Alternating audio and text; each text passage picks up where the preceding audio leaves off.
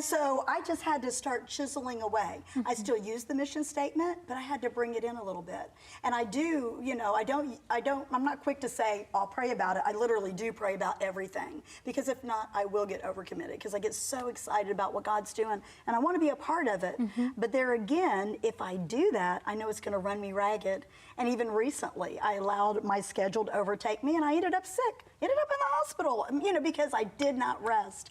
Rest is very spiritual.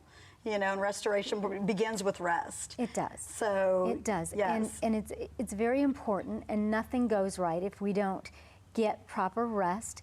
And we have to have enough time to even think about the Word, to meditate on it, to reflect on it. And so we can't do that unless we've slowed ourselves down just a little bit. That's right. And been able to say, I need to say yes to what God says yes to. And I need to give myself the freedom and the flexibility to say no without fearing that I'm going to make all kinds of enemies and what are people going to think. And Maggie, I'm glad that you talked about, when you first became a Christian, you were trying to earn God's love, because I think that that's a part of many of our lives, and that we try to get Him to love us by serving in the church. And sometimes we even hear messages about serving. And I do love my church, and I do think it's important to serve in church.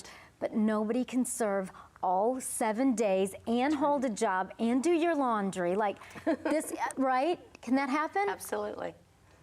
My brother made a statement to me several months ago, and he's very wise. He's quite a bit older. I won't state his age, but he's over 70. And oh, listen to that. He's not stating his age. He says to me, "Do you think that you're better than God?" And I'm like, "Well, of course not." And he's like, "Well, there's a Sabbath and He took a rest. Don't you think you might want to rest?" And I was like, ouch, ouch. So if it's visible to those outside of us that we're doing too much, we're definitely doing too much. Yeah. And so we have those warning signs. So and you're right, you cannot hear from God when you're going, oh, how am I going to do this? And I got this deadline and I've got that going on.